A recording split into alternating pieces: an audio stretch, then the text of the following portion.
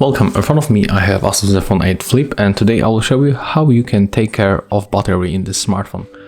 At the first you have to go for the settings, find battery, and right now let's focus on the battery care. Let's go here. At the first we are able to select charging limit.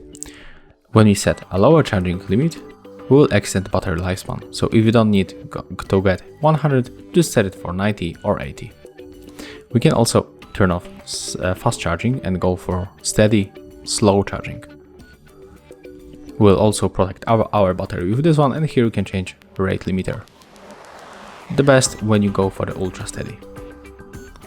You can also enable schedule charging.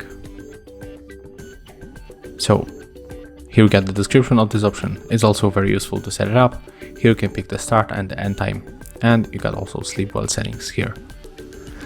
And yeah, that's all. If you find this video helpful, remember to leave a like, comment and subscribe to our channel.